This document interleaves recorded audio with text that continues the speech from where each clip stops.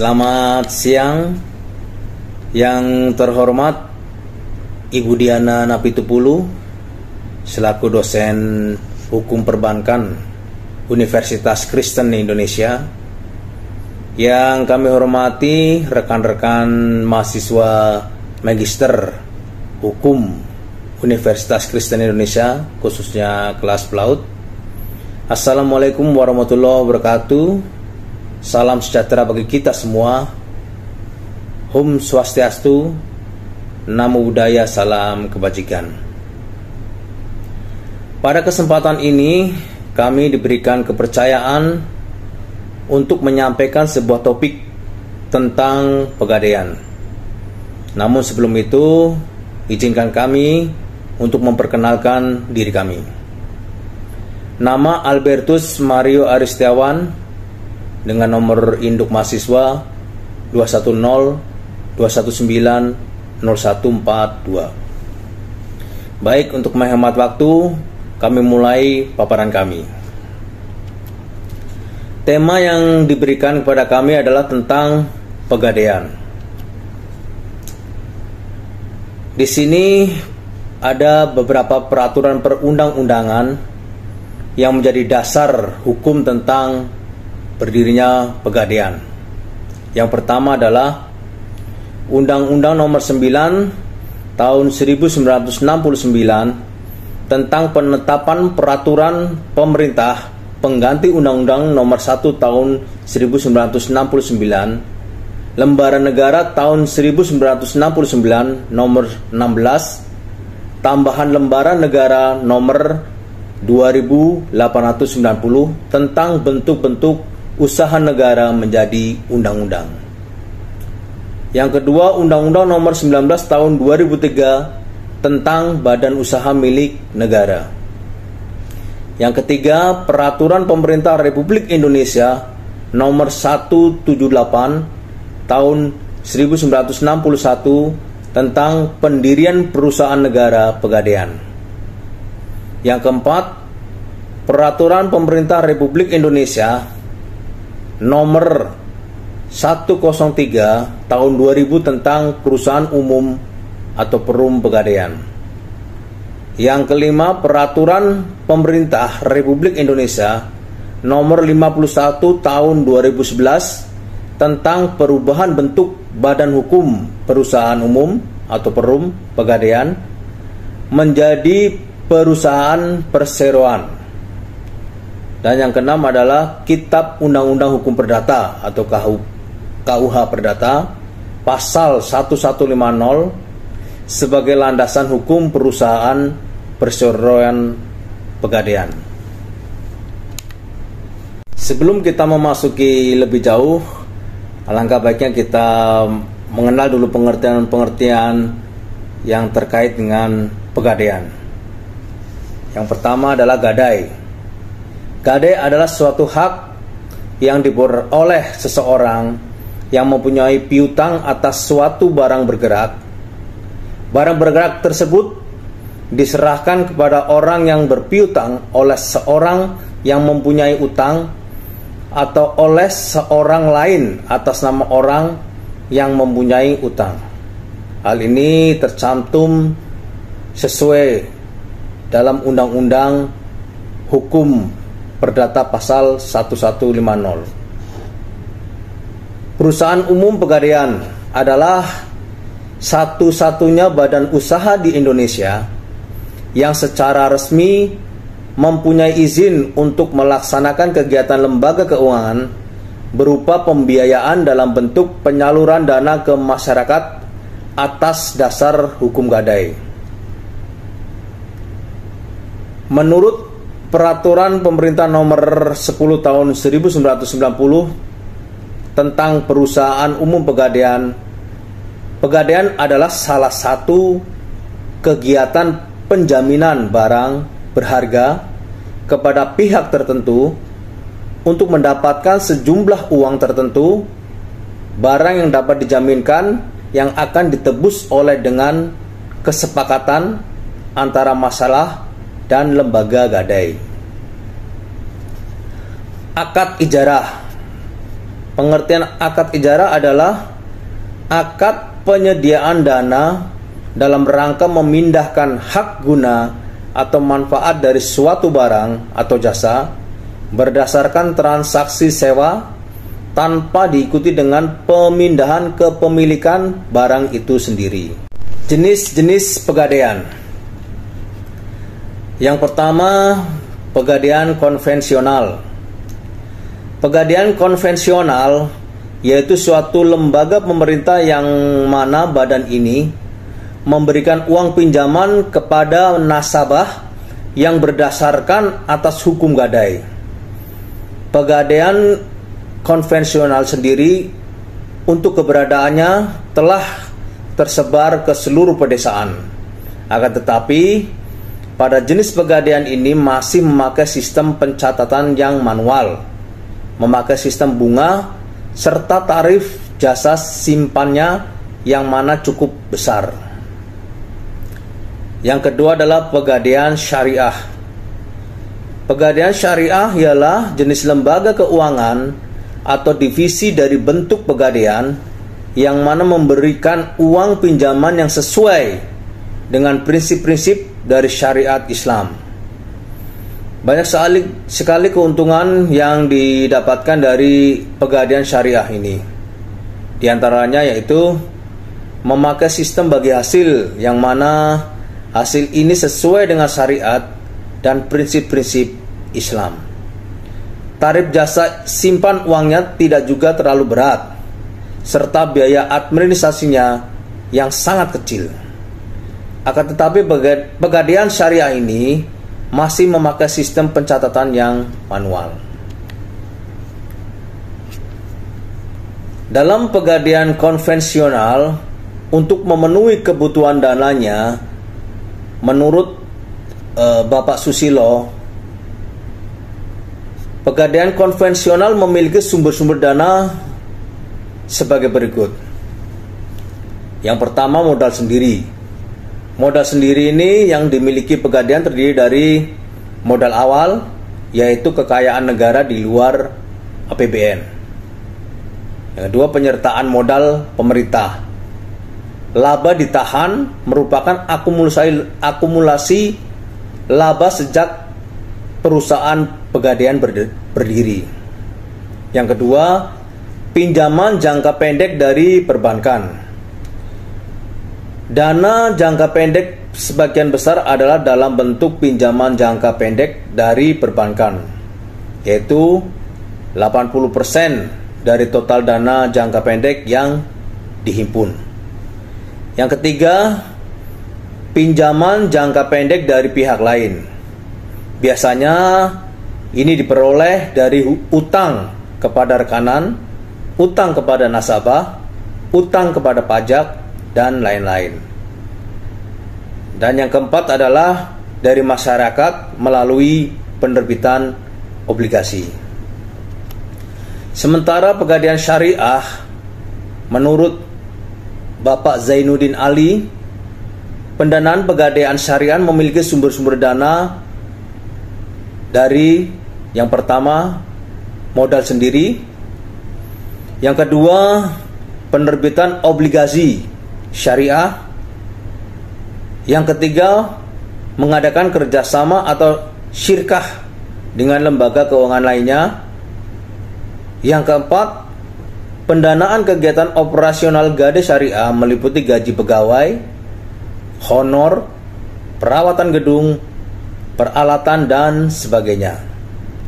Yang berikutnya, penyaluran dana yang ada, pembagian sebagian besar digunakan untuk kegiatan pembiayaan, bahkan lebih dari 50%, dan dimaksud disalurkan pada aktivitas pembiayaan, yaitu pemberian pinjaman kepada warga masyarakat yang membutuhkan. Investasi lain, yaitu dan yang belum digunakan untuk membiayai kegiatan operasional pegadaian syariah atau belum disalurkan kepada masyarakat, maka dapat diinvestasikan dalam bentuk lain, baik investasi jangka pendek maupun jangka menengah.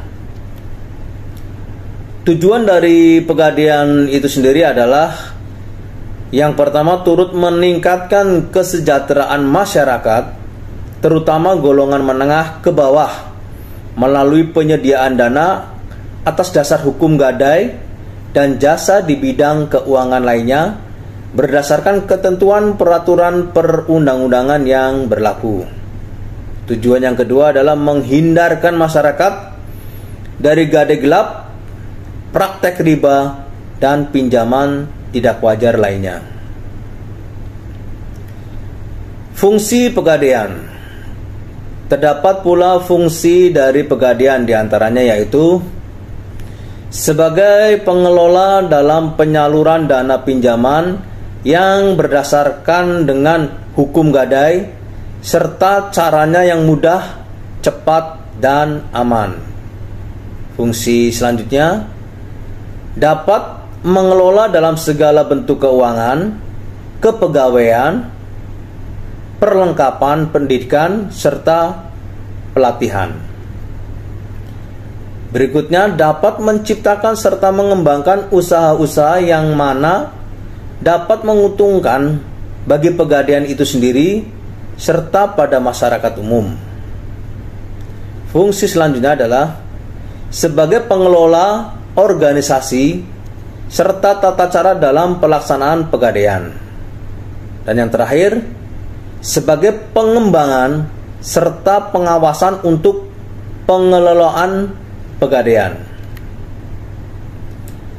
Produk dan layanan Pegadaian. Yang pertama adalah kredit cepat aman atau KCA. Kredit KCA adalah pinjaman berdasarkan hukum gadai dengan prosedur pelayanan yang mudah, aman, dan cepat. Dengan usaha ini, pemerintah melindungi rakyat kecil yang tidak memiliki akses ke dalam perbankan. Produk yang kedua adalah kredit angsuran sistem fidusia atau kreasi. Kreasi adalah kredit dengan sistem fidusia yang diberikan kepada usaha mikro, kecil, dan menengah atau UMKM untuk mengembangkan usahanya. Yang ketiga, kredit angsuran sistem gadai atau krasida. Krasida merupakan pemberian pinjaman kepada para pengusaha mikro dan kecil dalam rangka pengembangan usaha atas dasar gadai dengan pengembalian pinjaman dilakukan melalui mekanisme angsuran. Produk dan layanan berikutnya adalah RAN, Gadai Syariah. RAN adalah produk jasa gadai yang berlandaskan pada prinsip-prinsip syariah, di mana nasabah hanya akan dipungut biaya administrasi dan ijarah atau biaya jasa simpan dan pemeliharaan barang jaminan. Yang berikutnya adalah jasa taksiran. Jasa taksiran adalah suatu layanan kepada masyarakat yang peduli akan bangsa atau nilai harta benda miliknya. Yang berikutnya adalah jasa titipan. Dalam dunia perbankan, layanan ini dikenal sebagai safe deposit box. Harta dan surat berharga perlu dijaga keamanannya agar tidak sampai hilang, rusak, atau disalahgunakan orang lain. Yang selanjutnya, kredit usaha rumah tangga atau KRISTA. KRISTA adalah kredit yang diberikan kepada usaha rumah tangga untuk pengembangan usahanya. Produk dan layanan berikutnya adalah kiriman uang cara instan, cepat, dan aman atau kucica. Adalah suatu produk pengiriman uang dalam dan luar negeri yang bekerja sama dengan Western Union. Yang berikutnya adalah arahan untuk usaha mikro kecil atau ARUM. Bagi Anda para pengusaha mikro kecil, kini telah hadir pembiayaan ARUM untuk pengembangan usaha Anda dengan berprinsip syariah.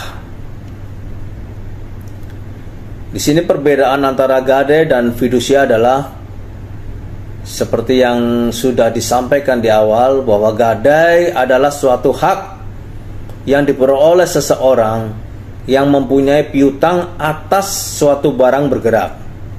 Barang bergerak tersebut diserahkan kepada orang yang berpiutang oleh seseorang yang mempunyai utang atau oleh seorang lain atas nama orang yang mempunyai utang.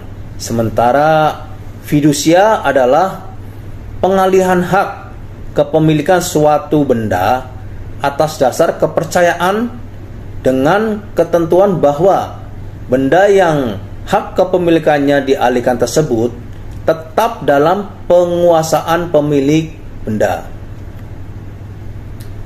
Prosedur pemberian dan pelunasan pinjaman.